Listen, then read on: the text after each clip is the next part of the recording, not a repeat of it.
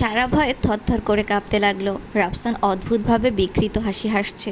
সারা কোনোরকম তোতলানো সুরে ভয়ার্থ গলায় বলল, ভাইয়া বিশ্বাস করুন আমি। বাকিটুকু বলার আগেই রাফসান এক হ্যাঁচকা টানে সারাকে খাটের নিচ থেকে বের করে আনলো। সারা এক ঝটকায় এসে শক্ত মেঝেতে ছিটকে পড়ল। মেঝের সাথে সজোরে ধাক্কা খেয়ে ওর কপালে হালকা আঁচড় লেগে রক্তবিন্দু জমে উঠল। সারা যন্ত্রণায় কুঁকড়ে গিয়ে আর্তনাদ করে উঠল, আহ! সারা ব্যথায় চোখ মুখ কুঁচকে কপালে হাত বোলাতে লাগলো। ঝটকা খাওয়ার চোটে ওর বুক থেকে ওড়নাটা মেঝেতে পড়ে গেল। যন্ত্রণার চোটে সেদিকে সারার কোনো খেয়ালই নেই। সে চোখ বন্ধ করে কপাল ডলছে। রাফসান দাঁড়িয়ে দুই হাত মুঠো করে রাগে ফুঁসছে। সে উল্টো দিক থেকে ঘুরে সারার দিকে পাষাণের মতো তাকিয়ে বলল, তো সাহস দেখে আমি অবাক হচ্ছি সারা। তোকে আমি পরিষ্কার বলে আসলাম বিয়েতে রাজি হবি না, আর তুই নাচতে নাচতে রাজি হয়ে গেলি। আমার কথা অমান্য করার ফল কী হয় জানিস? সারার এবার ধৈর্যের বাঁধ ভেঙে গেল। শরীরের যন্ত্রণা আর মনের অপমান এক হয়ে ওকে বেপরোয়া করে তুলল। সে নিজের অবস্থার দিকে লক্ষ্য না করে এক ঝটকায় বসা অবস্থাতেই রাফসানের দিকে ঘুরে চেঁচিয়ে বলল, আপনি কি মানুষ নাকি কোনো জানোয়ার? আর বিয়ে তো আপনিও না করতে পারতেন, আপনি কেন না করলেন না? আপনি যেমন বাবাকে সম্মান করেন, আমিও তাকে ঠিক তেমনই সম্মান করি। আমি কি আপনাকে শখে বিয়ে করেছি? আপনার মতো হিটলারকে বিয়ে করার কোনো শখ আমার নেই। আমিও পরিস্থিতির শিকার হয়ে বাধ্য হয়ে রাজি হয়েছি। সারার মুখে মুখে জবাব শুনে রাফসান রাগে ফেটে পড়ে যেই কিছু বলতে যাবে অমনি তার চোখ আটকে গেল সারার বুকের দিকে। ওড়নাটা মেঝেতে পড়ে থাকা সারার বুকটা একদম অরক্ষিত। কামিজের গলাটা বড় হয় উজ্জ্বল শুভ্র বুকের অনেকটা অংশই উন্মুক্ত হয়ে আছে। সারা রাগে আর অপমানে তখন জোরে জোরে হাঁপাচ্ছে, যার ফলে তার বুকটা অদ্ভুতভাবে ওঠানামা করছে। রাফসানের চোখে সেই বিধ্বংসী রাগ যেন মুহূর্তে উবে গিয়ে সেখানে এক গভীর ঘোর লেগে গেল। সে অপলক দৃষ্টিতে একদিনে সেদিকে তাকিয়ে রইল। সারা প্রথমে বুঝতে পারছিল না রাফসান এভাবে পাথরের মতো দাঁড়িয়ে কী দেখছে। ওর চাহনিটা বড্ড অদ্ভুত, বড্ড বন্য। সারা রাফসানের দৃষ্টি অনুসরণ করে নিজের বুকের দিকে তাকাতেই লজ্জায় আর অপমানে কুঁকড়ে গেল।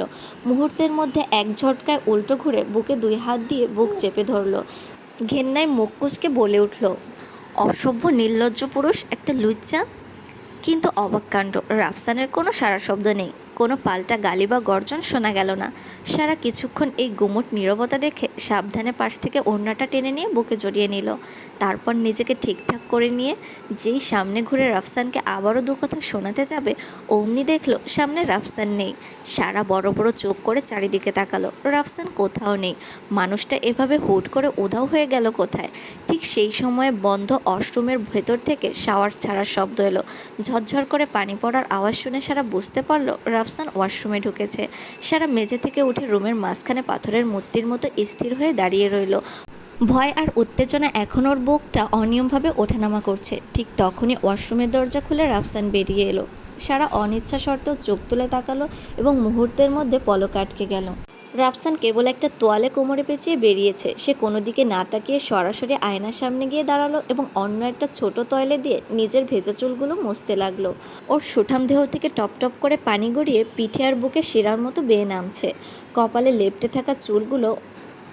লেপ্টে থাকা ভেজা চুলগুলো ওকে অন্য সময়ের চেয়েও অনেক বেশি আকর্ষণীয় আর পৌরষদীপ্ত করে তুলছে। সারা এক প্রকার নির্লজ্জের মতোই ওর দিকে তাকিয়ে রইল। মনে মনে ভাবল, মানুষটার ব্যবহার ঠিক না থাকলেও রূপের দিক দিয়ে আল্লাহ কোনো কমতি রাখেননি। খুব যত্ন নিয়েই মানিয়েছেন একে। রাফসানের চওড়া কাঁধ আর সুঠাম শরীরের গঠন দেখে যে কেউ থমকে যাবে। কিন্তু সারার মনে বড় একটা প্রশ্ন উকি দিল, এই মাঝরাতে হঠাৎ শাওয়ার নেওয়ার মানে কি? এটা কি ওর কোনো পুরনো অভ্যাস নাকি অন্য কিছু? রাফসান আয়নায় সারার প্রতিফলন দেখতে পেল। সারা যে হাঁ করে ওর দিকে তাকিয়ে আছে সেটা রাফসানের নজর এড়ালো না। সে চুল মোছা থামিয়ে আয়নার মধ্যেই সারার চোখের দিকে সরাসরি তাকালো। ওর চাহনিটা এখন আর আগের মতো হিংস্র নয়, বরং কিছুটা গভীর আর রহস্যময়। রাফসান আয়না থেকেই শীতল গলায় বলল, কি দেখছিস ওভাবে? শখ করে বিয়ে করলি, এখন কি গিলে খাবি নাকি? সারার ঘোর ভাঙল। সে লজ্জা পেয়ে দ্রুত চোখ নামিয়ে নিল। রাফসান আয়নায় সারার বিচলিত মুখটা দেখে বাঁকা হাসল। সে তোয়ালে দিয়ে চুল মুছতে মুছতে সারার দিকে ফিরে সেই অদ্ভুত আর গভীর চাহনি দিয়ে বলল, ভাবছিস তো আমি এত রাতে শাওয়ার কেন নিলাম? তবে ভালো করে জেনে রাখ, এই শাওয়ার নেওয়ার কারণটা কিন্তু তুই নিজেই। রাফসানের এই দায়িত্ববোধক কথা শুনে সারা চমকে উঠল। ওর মাথায় হাজারটা চিন্তা ঘুরপাক খেতে লাগলো। এসবের মানে কি? ও কিছু একটা বলতে যাবে তার আগেই রাফসান ওয়ার্ড্রোব থেকে একটা টি শার্ট আর ট্রাউজার বের করে পরে নিল। তারপর ধীর পায়ে গিয়ে বিছানায় আয়েশ করে শুয়ে পড়ল এবং একটা কোলবালিশ শক্ত করে জড়িয়ে ধরল।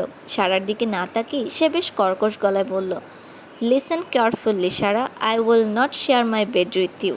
তোর যদি এই রুমে থাকতে হয় তবে সোফায় বা মেঝেতে গিয়ে থাক। Don't even think about touching this bed.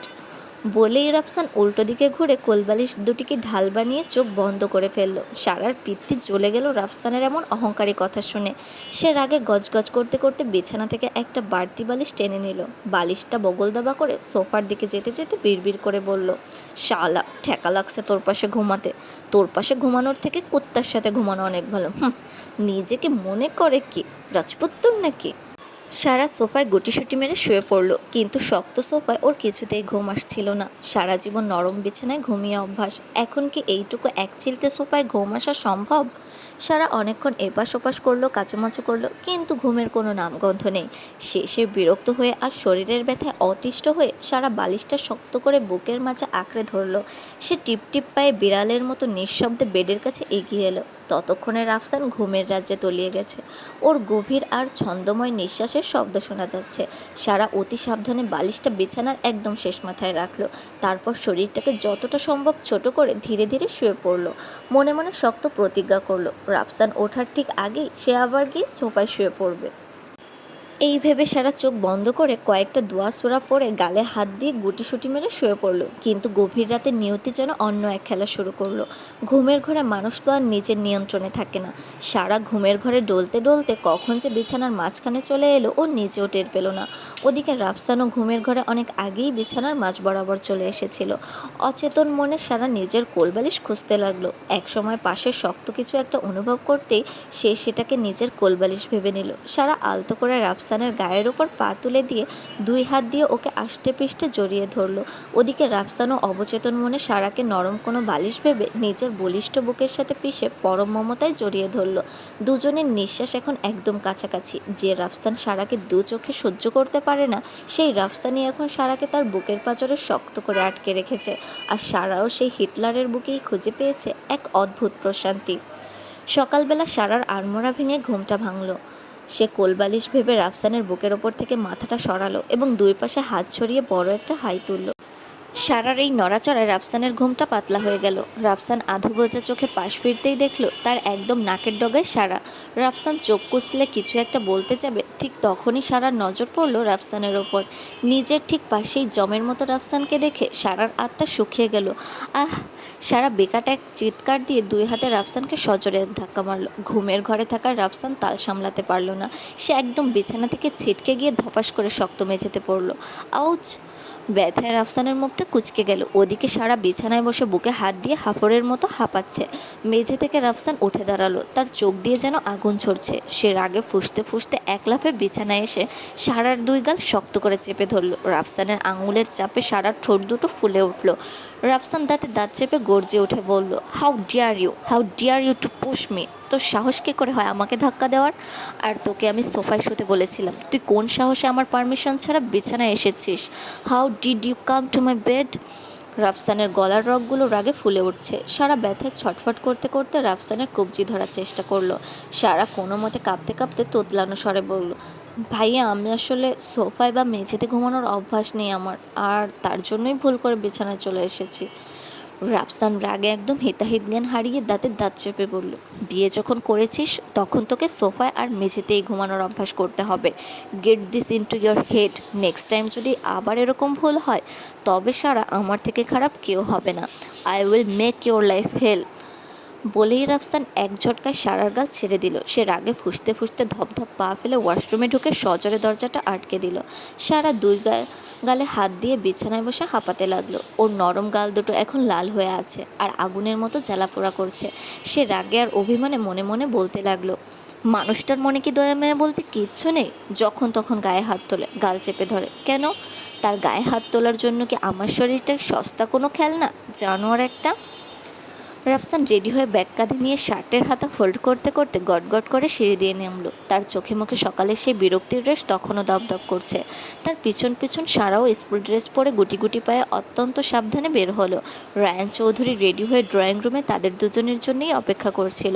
Rafsan তার বাবাকে দেখে একটা শুকনো সালাম দিয়ে ডাইনিং টেবিলে ধপ করে বসে পড়ল। সারাও কাঁপা কাঁপা স্বরে সালাম দিয়ে টেবিলের এক কোণায় মাথা নিচু করে বসলো। সবাই খাওয়া শুরু করলো, কিন্তু পরিবেশটা ছিল ভীষণ গুমোট। রায়ান চৌধুরী খাওয়ার মাঝে হঠাৎ রাফসানের দিকে তাকিয়ে গম্ভীর গলায় বললেন, সারাকে এখন থেকে তুই প্রতিদিন স্কুলে নিয়ে যাবি আর নিয়ে আসবি। রাফসান মাত্রই ভাতের লোকমা মুখে তুলতে যাচ্ছিল, বাবার কথা শুনে তার হাতটা মাঝপথেই জমে গেল। সে খাবারটা প্লেটে নামিয়ে রেখে সরাসরি রায়ান চৌধুরীর চোখের দিকে তাকিয়ে রুক্ষ স্বরে বলল, আব্বু, তুমি বিয়ে করতে বলেছো, আমি করেছি, কিন্তু প্লিজ এসব ফালতু কাজের মধ্যে আমাকে টেনো না। I have my own life and my own priority. Rayan Chowdhury এবার হাত ধুয়ে বেশ শক্তভাবে টেবিলের উপর রাখলেন। তিনি গভীর চোখে ছেলের দিকে তাকিয়ে বললেন, শুধু বিয়ে করলেই দায়িত্ব শেষ হয় না রাফসান। স্ত্রী যেখানেই যাক তার নিরাপত্তা নিশ্চিত করা স্বামীর কর্তব্য। সারা এখন তোর ওয়াইফ, তাই এখন থেকে তুই সারাকে নিয়ে যাবি আর নিয়ে আসবি। This is my order Rafsan. বাবার এই চূড়ান্ত হুকুম শুনে রাফসান রাগে টেবিলের কিনারাটা এত জোরে খামচে ধরল যে তার নখগুলো সাদা হয়ে গেল। সারার তখন দম বন্ধ হওয়ার উপক্রম। সে মাথা নিচু করে থাকলেও বুঝতে পারছিল রাফসানের অগ্নিদৃষ্টি এখন তার উপর নিবন্ধ। সারার গলা দিয়ে ভাত নামছে না, মনে হচ্ছে খাবারগুলো পাথরের মতো আটকে আছে। রায়ান চৌধুরী সারার দিকে লক্ষ্য করে নরম গলায় বলল, সারা মা, কোনো সমস্যা? তুই কি একা যেতে চাস? সারা মুহূর্তের জন্য রাফসানের দিকে এক পলক তাকালো। দেখলো রাফসান দাঁতে দাঁত চেপে তাকে ইশারা করছে না বলার জন্য, কিন্তু সারা ভয় পেলেও এবার নিজেকে শক্ত করলো। সে দুই দিকে মাথা নাড়িয়ে কোনো মতে বলল, না না আব্বু, আমি ঠিক আছি।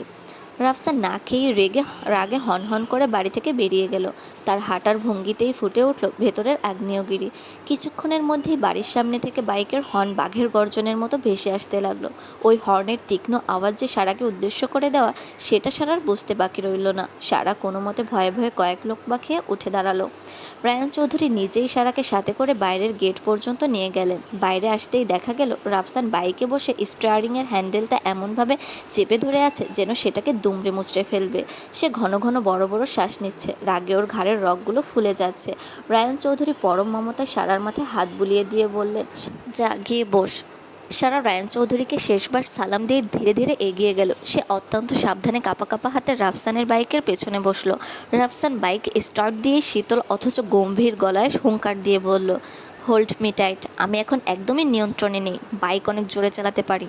রাফসানের এই শাসানি শুনে সারার কলিজা শুকিয়ে গেল। সে ভয়ে থরথর করে কাঁপতে কাঁপতে রাফসানের দুই কাঁধে শক্ত করে হাত দিল। মুহূর্তের মধ্যেই রাফসান ঝড়ের বেগে বাইক টান দিল।